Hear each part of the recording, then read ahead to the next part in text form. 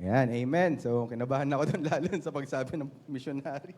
Hindi po, handa po tayong sumuporta sa mga missionaries po, no? Yan po yan tayo. Hanggang dyan po tayo, sumuporta po. No? So, yan, nagpapasalamat po ako unang-una sa Panginoon sa pagkakataon po na muli kami ay bakasyon po no ni Doc Hazel. Hindi po ito missionary trip. Ito po ay personal vacation po namin no ni Doc Hazel at kasi nung mga nakaraang buwan we're so busy.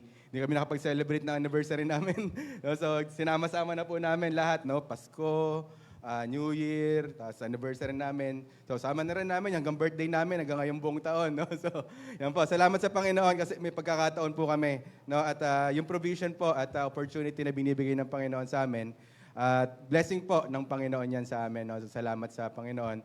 And isa rin sa pinagpapasalamat ko kasi although nandun kami sa vacation time namin, nagkaroon din kami ng opportunity na visit no doon sa mga kaibigan po na mission ng ating church po at saka nila Bishop po ng LWBC po no. So medyo malayo, 1 hour po yung biyahe via train, tapos 15 minutes pa magbabas ka pa. So talagang sadyain po siya no. So very tiring yung pagbabiyahe pero worth it naman po kasi talagang yung makita mo yung excitement tsaka yung challenge, yung encouragement po na nakikita natin yung mga kapatiran natin doon na medyo sa kanila, Pastor, yung mga missionary po doon, si Pastor Jason Dimakali, no? So from Gospel Light, no? Baptist Church ng Mindoro, siya po yung yung sinend po siya sa Japan, no? For a mission, no? So medyo struggle siya. Dahil nung una, ang dami nilang tao, no? So pagkakalaunan, yung mga members, unti-unting nawawala because of the lifestyle, because of kailangan magtrabaho talaga sa Japan kasi mahal mahal ang pagkain, everything mahal po, no? So yun po yung mga struggle nila, nakakwentuhan ko po siya doon. Even Pastor Robert, yun din po yung heartache nung missionaries po doon sa Japan, no? So kaya parati po natin silang isasama sa kanilang prayer. So they're very excited nung nakapunta kami doon at sabi nila na nakaka-encourage na kahit na maliit yung gawain, nabibisita sila ng mga kapatiran, no? So yun po, no? So yun po ang atin. Kaya sabi ko, willing po kami mag-support po para sa mga mission, no? So yan po, no? So ready na po ba tayong mag-aral ng salita ng Diyos? Ayan, no? So sinimulan ko lang po sa testimony. So sabi ko nga kanina, ito po yung mga battles ng mga Christians, ng mga members po doon sa lugar po ng Japan, no? So because they were nasa sidetrack po sila ng kanilang trabaho, yung mga kaibigan nila nano-normalize na kung ano yung buhay nung sa Japan. Ganun din po yung nagiging buhay na rin ng mga tao doon, yung mga members doon. So parang wala nang pinag-iba, no? Wala nang pinag-iba, no? So kadalasan and we cannot deny the fact, mga kapatid, na tayo po, kahit nandito tayo sa Pilipinas, we are not exempted sa ganung pangyayari, no? So pwede din po na yung mga nangyayari o yung mga buhay ng mga unbelievers dito sa Pilipinas, mga kapatid, ganun na rin yung magiging buhay natin. No? Kahit mga Kristiyano, lalo na po pagka hindi po tayo talaga naka-rooted and grounded dun sa salita ng Panginoon, no? So yan po yung paalala lagi sa atin. Every time na tayo po ay pinapangusapan ng salita ng Diyos, no? Maging po tayo, attentive po tayo diyan, no? Ariin po natin na atin po yung napapakinggan po natin preaching, no? Yung salita na napapakinggan natin, especially kung kine-claim po natin na tayo po ay anak ng Diyos. No? So pinakikinggan po ng anak ng Diyos yung tinig ng kanyang tatay. No? So kung hindi po natin pinakikinggan yan, baka hindi mo tatay yun, no? So you need to assess yourself, no? So if we are being confronted by the Word of God, mga kapatid, let us ready to be corrected. No? Let us ready to be corrected. And dapat po nagko-commit tayo dun sa salita ng Panginoon. No? So yun po. Sige po, hinihilingan ko po ang bawat isa na tayo po'y tumayong lahat. At yung babasahin po natin na passage is, makikita po natin sa 1 Peter chapter 2, verse 9 to 17. Yan, sabi ko nga kay Pastor Raul kanina, yung mensaheng dadalhin ko po ngayon is pinagpe-pray ko pa nung nandun pa ako sa Japan. Kasi nga po yung mga nakausap ko po ng mga missionaries doon. And ito po yung pinangusap ng Panginoon sa akin. So 1 Peter chapter 2 verse 9 to 17. Nakita na po? Say amen. Yan, sabay-sabay po nating basahin ng malinaw at malakas. 1 Peter chapter 2 verse 9 to 17. Ready? Begin. But ye are a chosen generation,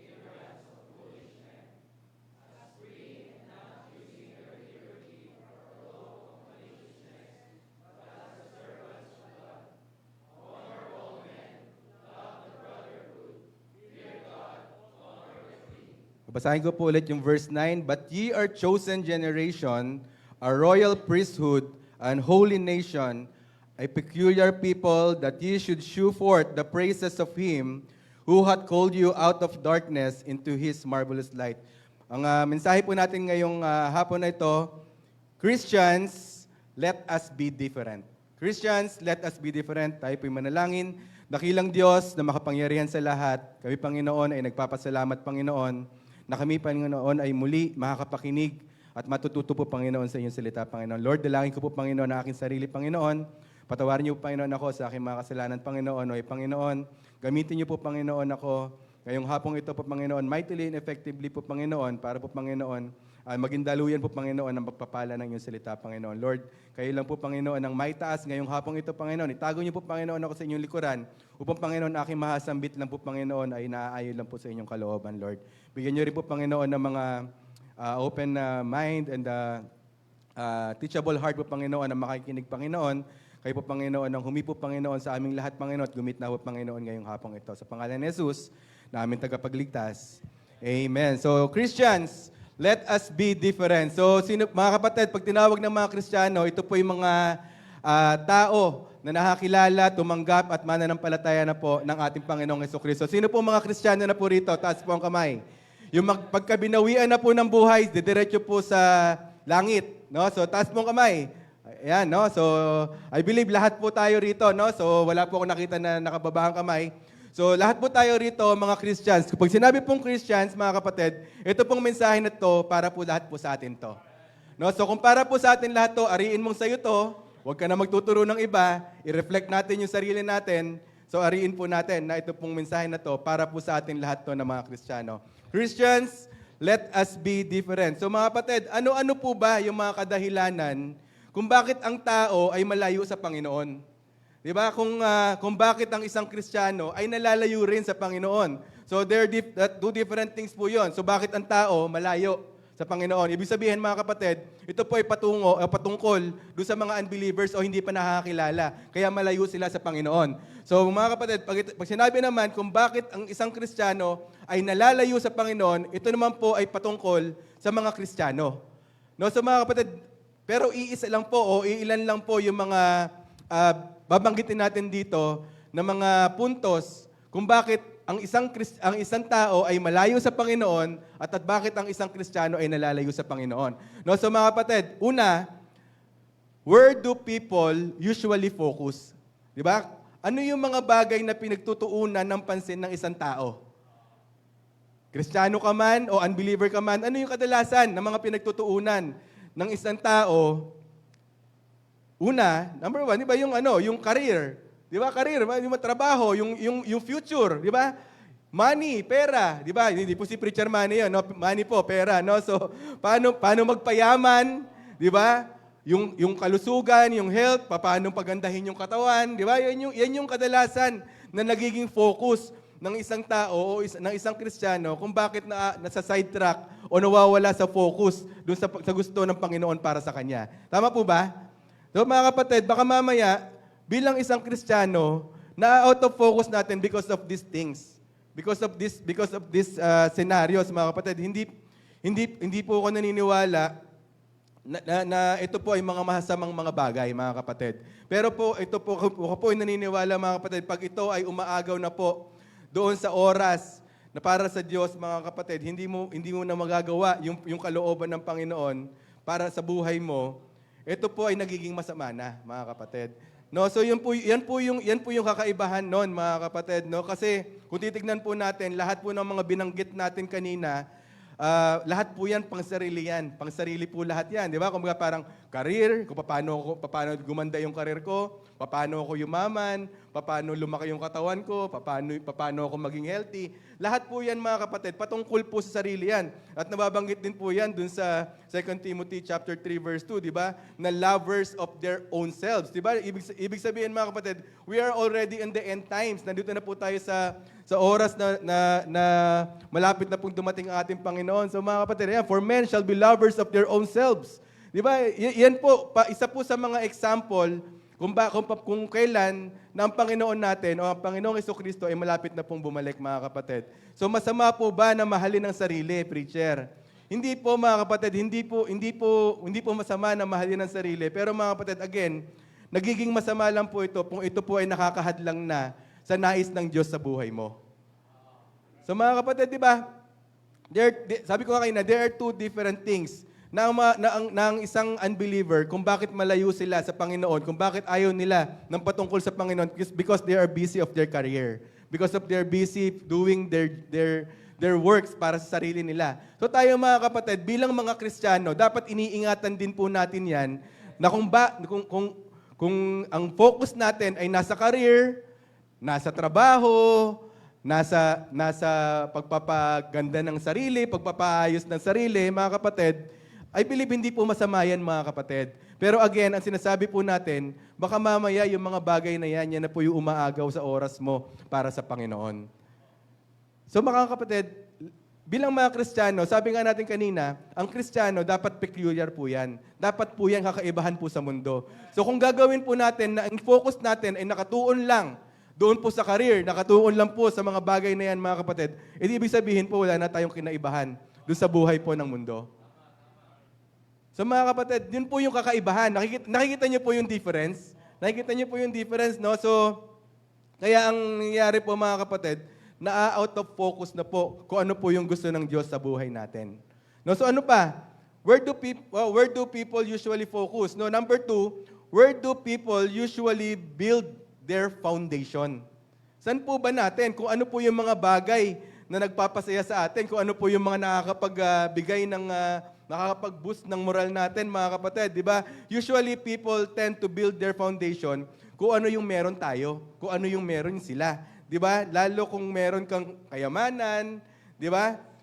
Diyan nakatayo yung pundasyon. Di ba? Pagka maraming pera, pag marami kang kayamanan, kung minsan diyan na po nakatayo yung pundasyon ng isang tao.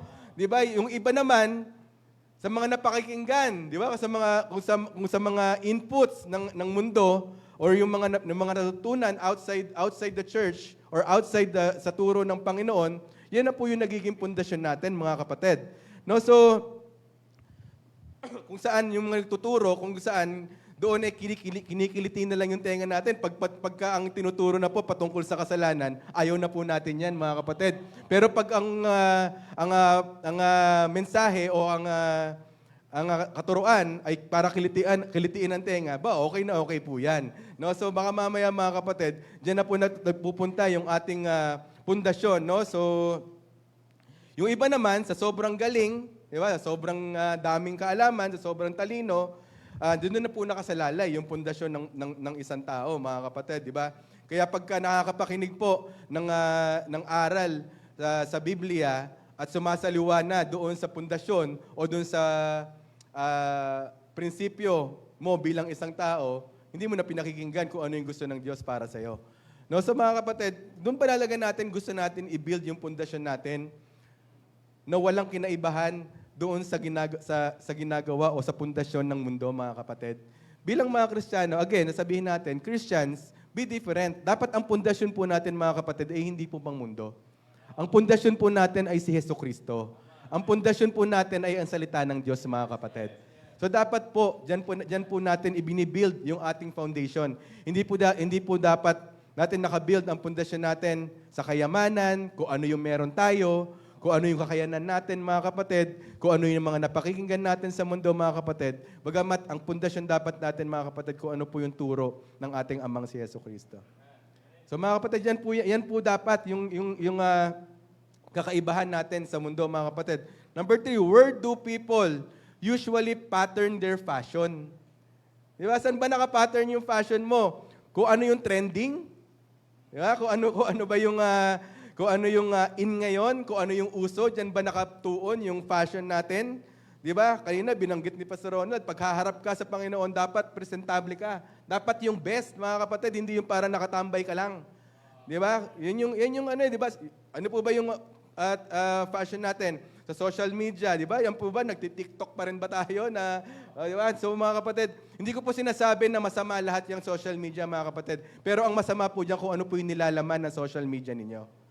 Di ba kasi yung social media, mga kapatid, ginagamit din naman po yan pag-share ng gospel eh. Di ba? Sinashare din po yung para sa Panginoon. Pero kung ang laman ng social media mo ay hindi na naaayon sa gusto ng Diyos, mga kapatid, nagiging masama na po yung laman. O nagiging masama na po yung social media. Doon natin malalaman, mga kapatid, yan, no?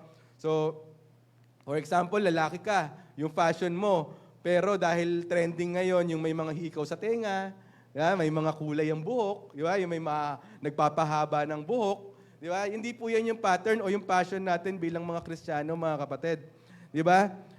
Yung pananamit mo, di ba? Yung kung ano yung mga hindi na naaayon, lalo sa mga kababaihan, di ba, pastor? Pagka yung babae, yung magsuot hanggang dito, may ikse. Di ba? Pag umupo sa jeep, no, hatak ng ganyan, no? Kasi hindi mapakali eh. Di ba?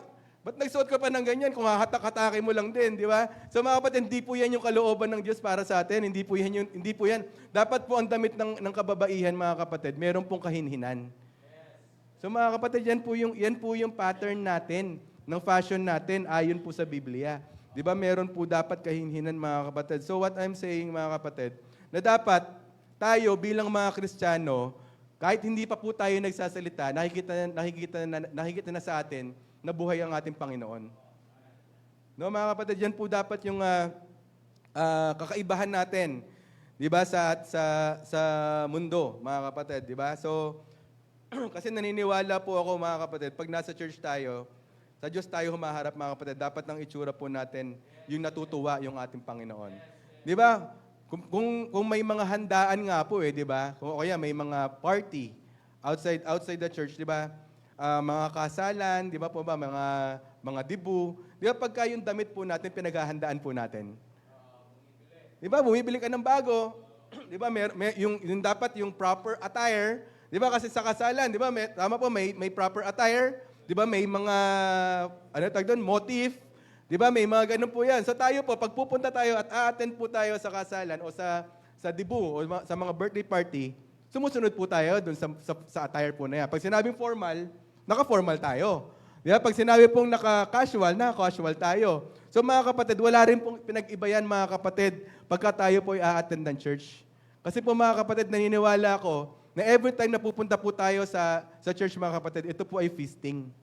Nagpi-feasting po tayo, nagsasalo-salo po tayo dun sa pagkain na ihahain po para sa ating pang-spiritual, mga kapatid. So dapat, mga kapatid, pag sinabi po na dapat pag sa church tayo, dapat ang damit po natin pan-church. Bilang mga Kristiyano, doon po makikita yung maturity natin bilang isang Kristiyano, mga kapatid.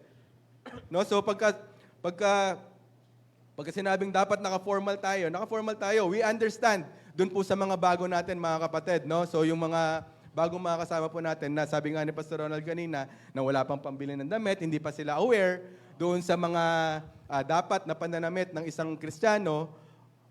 Dapat po, yan po ay nakikita po sa atin. Maging example po tayo doon sa mga bago, mga kapatid.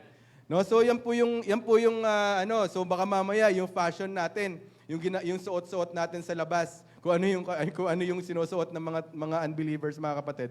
Yan din po yung mga sinusuot natin pagdating sa loob ng church, mga kapatid. Di naman po lahat ng sinusuot ng mga unbelievers, mga kapatid, masasama. Hindi po maganda, mga kapatid. Naaayon lang po dapat kung ano po yung exact na ano po yung okasyon, mga kapatid. Kapag nasa church tayo, dapat po ang damit natin pang church. So mga kapatid, yan po, paalala lang po. So how we became different, where do people pattern their fashion? Mga kapatid, dapat meron po tayong kakaibahan bilang mga Kristiyano. No? So yan po. Pagpupunta tayo ng church, sabi nga natin, dapat po yung best. No? So ano pa? Where do people usually invest their finances? Where do people invest their finances, mga kapatid? Most of the people are investing para paluguin pa yung kayamanan nila. Di ba yung mga mayayaman na ginagawa niya, ini-invest pa nila eh. O ginagawa pa nila ng panibagong business para yumaman at dumami pa yung pera nila. They're investing din sa mga bagay na alam nila na makakapagpasaya sa kanila. Tama po ba? Di ba? Bibili sila ng maraming properties o iba-ibang mga sasakyan. Yan po yung magpapasaya sa kanila. They're investing sa mga bagay na beneficial sa kanilang kinabukasan.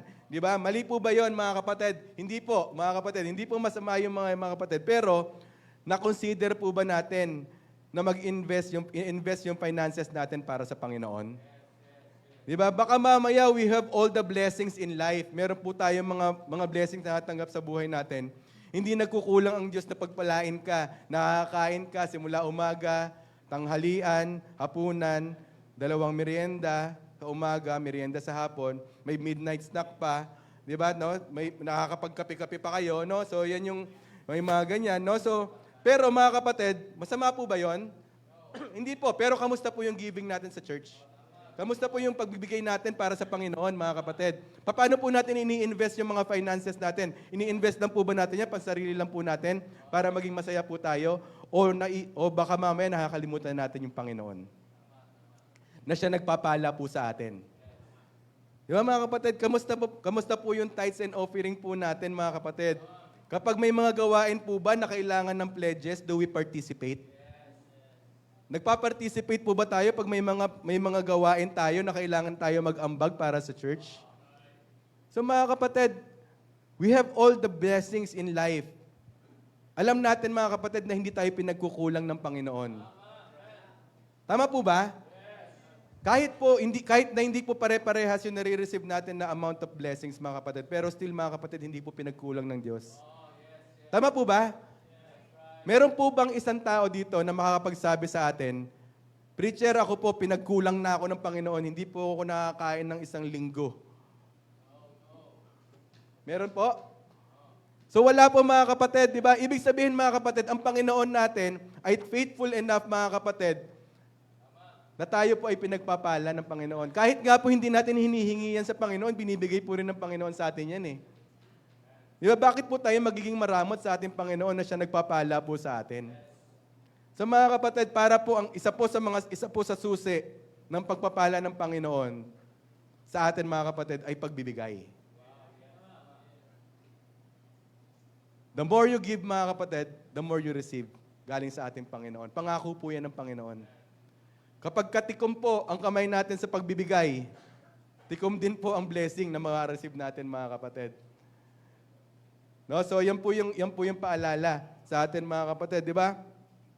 Kasama po 'yan kasama nga po 'yan, di ba? Yung sa pag-recite natin, di ba? Pagka sa panimula natin sa service natin, di ba, yung sa pahayag ng puso sa pagsamba, di ba? Sabi diyan, sasambahin ko ang Diyos sa pagbibigay siya ay aking pararangalan. Paano mo mapaparangalan ang Panginoon kung hindi ka naman nagbibigay? Di ba? Kung sa pagbibigay pa lang, hindi ka na nakakapagparangal sa Panginoon. Di ba? Di ba? yan yung isa sa mga bagay para maparangalan mo ang Panginoon through giving, mga kapatid. Bukod pa mga kapatid, yung nagbibigay ka ng bukal sa puso, mga kapatid, at bukod pa yung pagbibigay na meron kang katuwaan na pagbibigay. So mga kapatid, baka mamaya nagbibigay ka lang dahil napilitan ka. Paano baka hindi mo rin napaparangalan ang Panginoon doon, mga kapatid. Di ba? May example nga din sa Bible na nagbigay sila ng gold, nagbigay sila ng wood, ng hay, di ba? So baka mamaya, mga kapatid, yung ibibigay mo, yung naaayon yan o nababase yan sa kakayanan mo. Baka mamaya, kaya mo naman talaga magbigay ng gold. Kaya mo naman talaga magbigay ng silver. Pero ang binibigay mo, pangkahoy lang. Baka mamaya, mga kapatid, totohanin ng Panginoon yan, kahoy na lang ang kaya mo talaga ibigay. Gets niyo po? So mga kapatid, baka mamaya, ang kaya mo naman talagang ibigay, ay kahoy lang, pinipilit mo lang na makapagbigay ng gold, wala pong problema doon dahil ang Panginoon bibigyan ka talaga ng gold. Nasa puso po mga kapatid ng pagbibigay. No? So, pinapaalala lang po natin mga kapatid, where do we usually invest our finances? Saan po natin ini-invest yung finances? Kakaibahan po ba natin sa mundo? Mga kapatid, nang ini-invest po natin yung finances natin? O baka mamaya, nakakalimutan na natin yung Diyos na nagpapala sa atin. Where do people usually invest their finances? Sa material things? Mga bagay na iiwan din natin pag dumating na yung Panginoon? So mga kapatid, let us check, no? Where do people usually focus? Yung nakafocus ba tayo sa career, sa pansarili natin? Where do people build their foundation? Sa kakayanan po ba natin? Where do people pattern their fashion? Doon sa fashion po ba ng mundo? Where do people invest their finances? Nag-i-invest po ba tayo sa mundo o pansarili lang po natin at nakakalimutan natin ang Panginoon? Aba mga kapatid, wala na po tayong kakaibahan sa mundo niyan. So mga kapatid, again, Christians, let us be different. Di ba lahat po yan mga kapatid ay katotohanan na nangyari sa ating paligid. Even sa atin, pwede rin po mangyari yan. Di ba kadalasan, yan na rin po nagiging pattern natin. Ang nakakalungkot lang, mga kapatid, we are claiming to be Christians. Pero ang panuntunan natin, yung focus natin, yung foundation natin, yung finances natin, mga kapatid, nakatuon lahat sa mundo. Di ba? Ang sabi ng Biblia, sa passage natin on verse 9, "But ye are chosen generation, a royal priesthood, an holy nation, a peculiar people." So, ibig sabihin po ng peculiar, mga kapatid, hindi po usual, hindi po normal, mga kapatid. No, hindi po part ng normal na ginagawa. Yan po yung peculiar, mga kapatid. No, so different from the usual or normal. Yan po sabi ni Paring Webster's. No, so yan po yung dapat na tayo bilang mga Kristiyano. So mga kapatid, how can we be different? Paano po ba tayo magiging kakaiba? Di ba, our foundation in making difference, mga kapatid, is that we are called out of darkness into the marvelous light of Jesus Christ. Ang magiging pundasyon po ng pagiging iba natin, mga kapatid, ay meron tayong Diyos na nagligtas po sa atin, na naghango po sa atin sa kadiliman, mga kapatid, na nagligtas po sa atin sa kapahamakan ng impyerno. Yan po yung kakaibahan natin mga kapatid. Yan po yung magiging pundasyon po natin para po tayo ay maging kakaiba. Mga kapatid, so kung hindi ka nagiging kakaiba sa mundo, mga kapatid, baka mamaya hindi ka pa talaga hinango ng Panginoon. Wait lang po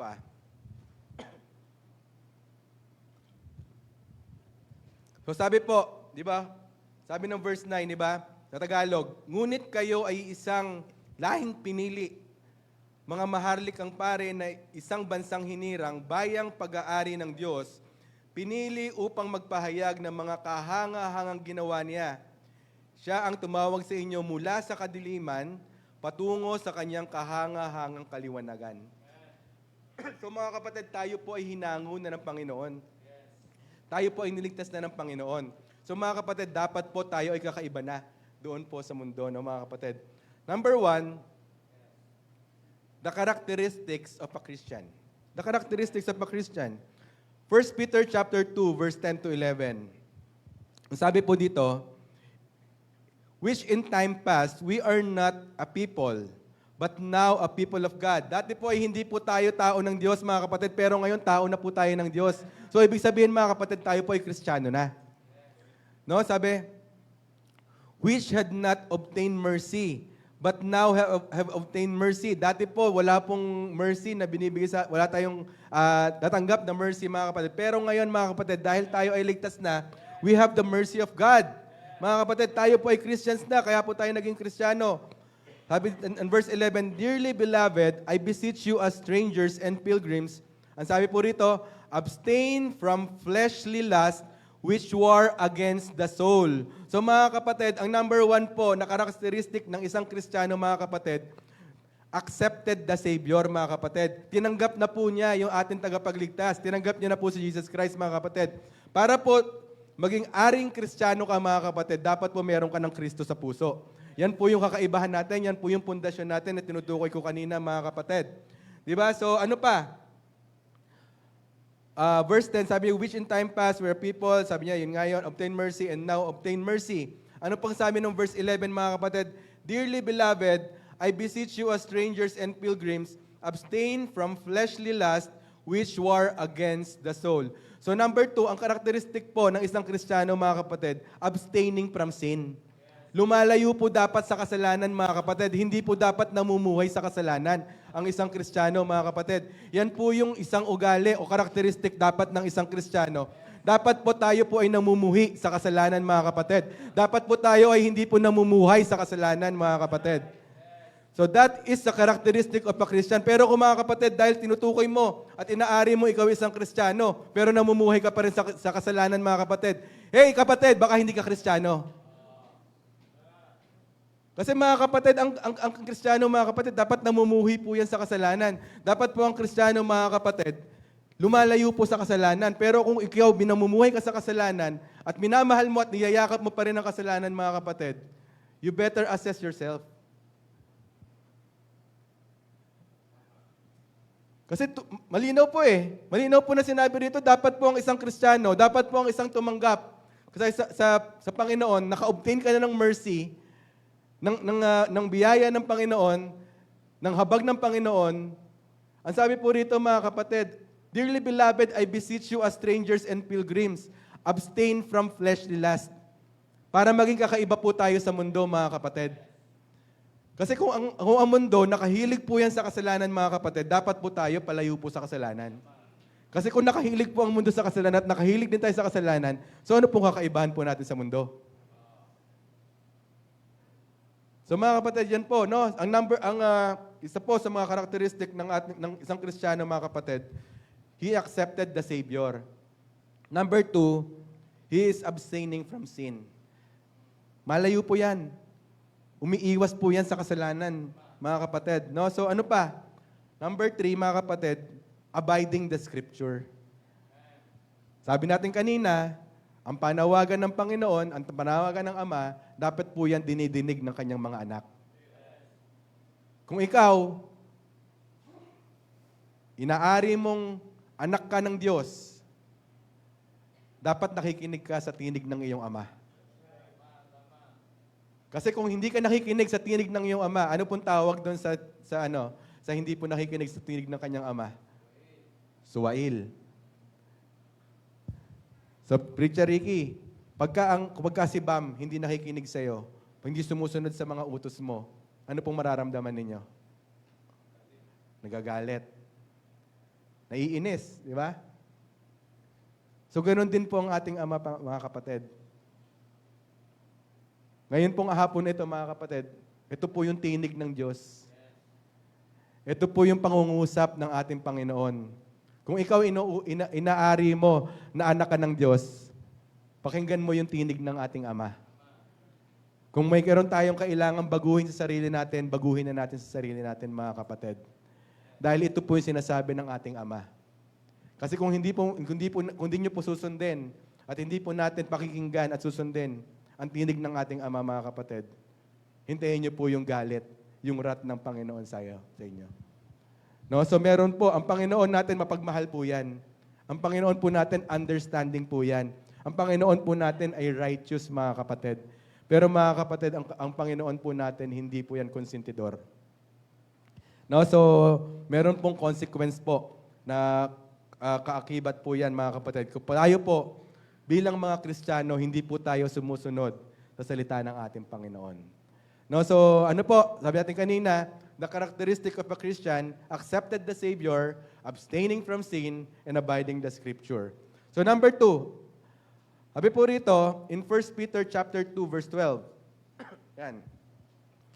Having your conversation honest among the Gentiles, that whereas they speak against you as evildoers, they may be your good works, which they shall behold glorify God in the day of visitation.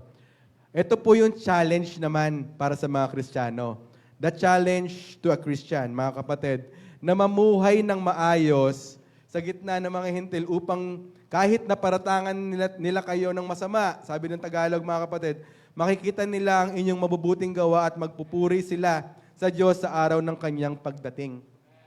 So mga kapatid, ang challenge pala sa atin bilang mga Kristiyano, kahit po tayo ay namumuhay sa mundo pa, ng puno ng kasalanan, mga kapatid, dapat pa rin po nakikita yung kabutihan ng Panginoon.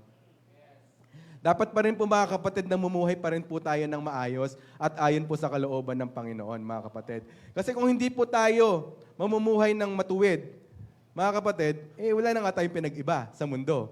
Diba? So mga kapatid, ang first point natin dito, mga kapatid, example to the people. Be an example to the people. So yung pastor, yung kanina, no? So dapat po meron tayong mataas na standards bilang mga Kristiyano, mga kapatid.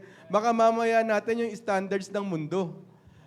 Baka mamaya yung panuntunan natin ay panuntunan na ng mundo, mga kapatid. Ang sabi po rito, mamuhay kayo ng maayos sa gitna ng mga hintil, mga kapatid. Yan yung tinutukoy po. Ang patungkol po yan doon sa mga Kristiyano, mga kapatid. Ano pa? Example to the people. Endure persecutions, mga kapatid. During persecutions, mga kapatid, let us consider Christ. I-consider natin Jesus Christ sa kanyang ginawa para sa atin. Di ba? Kahit na wala naman siyang kasalanan, mga kapatid, He still endured the cross, mga kapatid, yung persecution sa kanya, para po iligtas yung ating mga kasalanan. Di ba?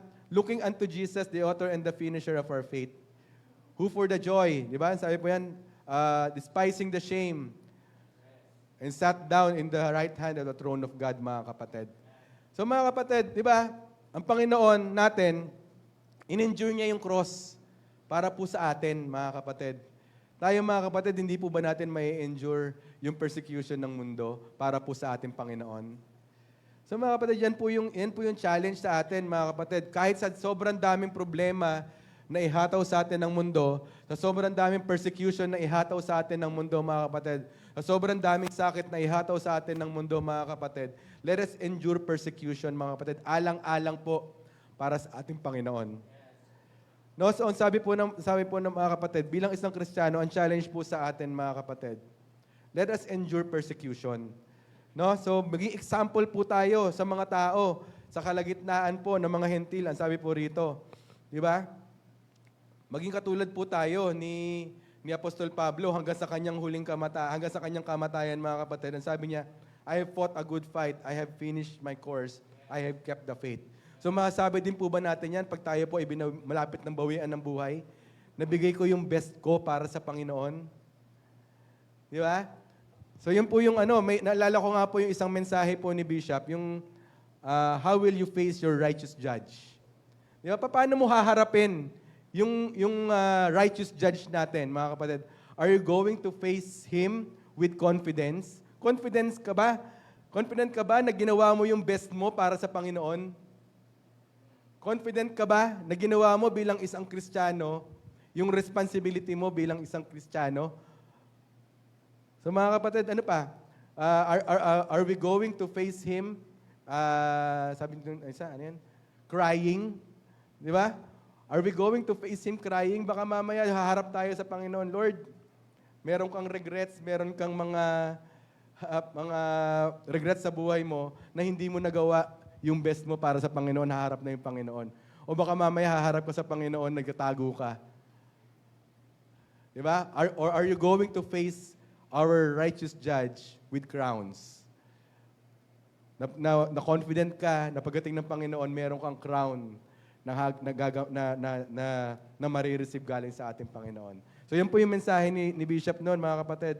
No, so, ang challenge po sa atin bilang mga Kristiyano, mga kapatid, na sa kabila ng tayo po ay nasa mundo, mga kapatid, sa makasalanang mundo, mga kapatid, let's still be an example. Maging example tayo to the people. Let us endure persecutions, mga kapatid. Yan po yung challenge po sa atin ng salita ng Panginoon. No? So, number 3, ano pa? 1 Peter chapter 2, verse 13 to 15. Sabi rito, submit yourselves to every ordinance of man for the Lord's sake, whether it to be king as supreme, or unto governors as unto them that are sent by him for the punishment of evildoers, and for the praise of them that do well. For so is the will of God, that with well-doing ye may put to silence the ignorance of foolish men. So mga kapatid, let us follow the law for Christ's sake. So sumunod po tayo. Kasi mga kapatid, habang tayo po ay nasa mundo, mga kapatid, meron din pong batas ng tao eh. Di ba? Para po mapakita natin na tayo po ay kakaiba, o meron po tayong difference dun sa mga tao sa paligid natin, mga kapatid, let us follow the law. Maging law-abiding citizen po tayo, mga kapatid, habang nandito po tayo sa lupa, mga kapatid. Wala naman pong masamang sumunod tayo dun sa batas ng tao dahil po ito po ay utos din ng ating Panginoon, mga kapatid. Di ba? Ano pong tinutukoy dito, mga kapatid? Let us live righteously. Di ba? Mabuhay po tayo ng matuwid, mga kapatid. Habang po tayo ay nasa lupa pa, sabi natin kanina, maging law-abiding citizen tayo, maging mabuting halimbawa po tayo, alang-alang sa ating Panginoon. Kasi mga kapatid, habang tayo po ay sumusunod at tayo po ay nagiging law-abiding citizen, mga kapatid, at nagiging example po tayo, mga kapatid, doon sa mga tao, testimony po yan ng Panginoon eh. Di ba? Pangalan po yan ng Panginoon, mga kapatid eh. Yun po yung binibitbit natin, siniklaim natin na tayo ay anak ng Diyos, mga kapatid. Tapos tayo pa ang number 1 na hindi po susunod sa mga batas. So ano po sasabihin natin ng mga tao sa paligid natin? Eh, ganyan ba ang anak ng Diyos? Ganyan ba ang Kristiyano hindi nasunod sa batas? Di ba? Ano po example yung ibinibigay natin doon sa mga tao, mga kapatid? Paano po tayo naging kakaiba doon sa mga tao, mga kapatid, na nasa paligid natin, mga kapatid? Di ba kung hindi po natin kaya maging mabuting halimbawa sa loob ng church natin, mga kapatid, how much more po sa labas? Simulan po natin na maging mabuting example po tayo sa loob ng church, mga kapatid. Especially dun sa mga tao na nakakabata po sa atin. Sabi nga ni Pastor Ronald kanina, yung mga matatagal ng Kristiyano, dapat sila yung mga nagiging example dun sa mga mas bagong Kristiyano. Diba? Baka mamaya, mga kapatid, ang tagal-tagal na nating Christian, ang tagal-tagal na nating kiniklaim na tayo ay Kristiyano na. Tagal-tagal na natin kiniklaim na tayo anak na ng Diyos. Baka tayo pa yung mga hindi nagiging mabuting halimbawa. Pag hindi daw mabuting halimbawa, Pastor, anong tawag doon? Bad example. Pagka hindi good example, bad example. Malinaw po, di ba? So, malinaw po. Pagka hindi ka hindi ka good example, bad example. No? So, ayan po. So, wag natin mga kapatid, kasi baka mamaya, ginagawa nating dahilan, ligtas naman ako eh. Anak naman na ako ng Diyos, papatawaran naman ako ng Diyos pag humingi ako ng tawad sa Kanya. Di ba mamaya, yan na po yung nagiging lisensya natin, mga kapatid. Di ba, tignan po natin on verse 16. Sabi to, 1 Peter chapter 2, verse 16. Ayan, sabi ng Biblia, ayan. As a free and not using your liberty for a cloak of maliciousness, but as the servants of God. So mga kapatid, mamuhay kayong tulad ng mga taong malaya. Sabi dito, subalit, huwag ninyong gawing dahilan sa paggawa ng masama ang inyong kalayaan. Sa halip, mamuhay kayo bilang mga alipin ng Diyos. So mga kapatid, yan po yung tinutukoy dito sa passage na to, mga kapatid. Huwag daw po natin maging lisensya na tayo po ay ligtas na. Huwag daw po natin maging lisensya na tayo po ay freed na, mga kapatid. Yun na nga eh. Malaya ka na nga sa kasalanan, babalik ka pa sa kasalanan. Di ba? Yan po yung logic nun mga kapatid, mamuhay tayo ng matuwid. Sabi ng Biblia, malaya na po tayo sa kasalanan. Hindi po tayo malayang gumawa ng kasalanan. Malinaw po? Tayo po ay malaya na sa kasalanan. Hindi po tayong malayang gumawa ng kasalanan. No, so yan po yung pinapaalala dito mga kapatid. Hindi po lisensya yan na pagiging ligtas na para po ay paulit-ulit tayo gumagawa ng kasalanan mga kapatid. Hindi po ito lisensya para mamuhay tayo sa kasalanan mga kapatid. Hindi din po ito lisensya para tayo po ay hindi na maituwid sa ating mga kasalanan mga kapatid. Bagamat ang nais ng Diyos ay mamuhay ng matuwid, tayo ay mamuhay ng matuwid mga kapatid, mamuhay tayo bilang mga alipin ng ating Panginoon. So yan po yung paalala sa atin mga kapatid ng Biblia, ng salita ng Diyos mga kapatid. No? So, let us live righteously. Ano pang challenge sa atin mga Kristiyano? On 1 Peter chapter 2 verse 17. Yan, malapit na po tayong matapos. 1 Peter chapter 2 verse 17. Ang sabi po, honor all men, love the brotherhood, fear God, honor the king. Ang sabi po, let us respect the people around us. Irespeto po natin yung mga tao na nakapaligid sa atin, mga kapatid. Sabi honor all men eh. Hindi naman po sinabing piling tao lang yung i-honor natin eh. Ang sabi dito, all men, pastor. Lahat po ng tao. Let us respect the people around us, mga kapatid. Hindi po piling tao lang i-respeto natin, mga kapatid. Bilang mga Kristiyano, mga kapatid, dapat po hindi po tayo namimili. Yan po yung pinutukoy po ng Biblia, mga kapatid. Baka mamaya, parehas lang tayo ng mga tao sa paligid natin, mga kapatid. Ano kakaibahan natin? Paano na naging kakaiba? Paano ka na naging peculiar people? Na sinasabi mo, ako'y malaya na sa kasalanan, niligtas na ako ng Panginoon, ano na ako eh, lagi ako nagbabasa ng Biblia, lagi ako nakikinig ng mga preaching, pero merong butas. Hindi naman tayo rumirespeto sa lahat ng tao sa paligid natin. Iilan-ilan lang. Sa mga kapatid, sabi po rito, honor all men. Paalala po yun ng Biblia. Ano pa? Love the brotherhood. Di ba mga kapatid, let us live peaceably with all men. Maganda po mga kapatid, habang po tayo po lahat dito sa loob ng bahay-sambahan po natin, tayo po magkakapatid dito. Brotherhood po yan eh. Mga pastor, di ba? Mahalin po natin yung kapwa natin mananampalataya. Di ba mga kapatid, yan po yung paalala ng Biblia. Para po tayo ay maging kakaiba doon sa labas, baka mamaya mas maayos pa yung brotherhood ng mga fraternity, di ba? Di ba sila yung nagdadamayan niya mga kapatid. Pag napaaway yung isa, talagang susugurin ng grupo yan eh.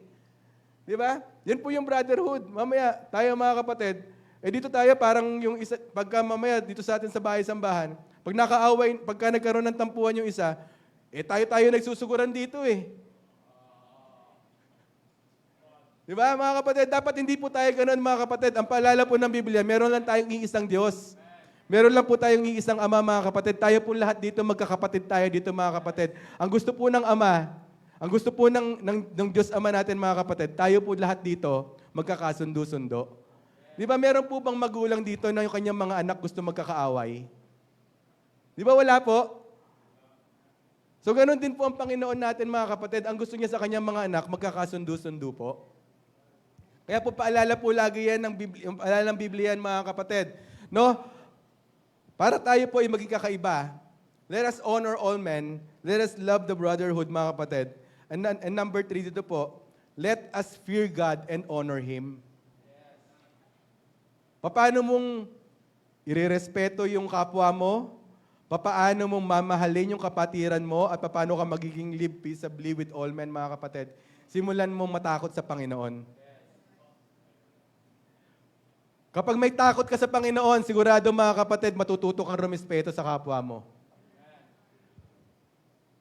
Kapag may takot ka sa Panginoon mga kapatid, sigurado ako, matututo kang mahalin yung kapwa mo.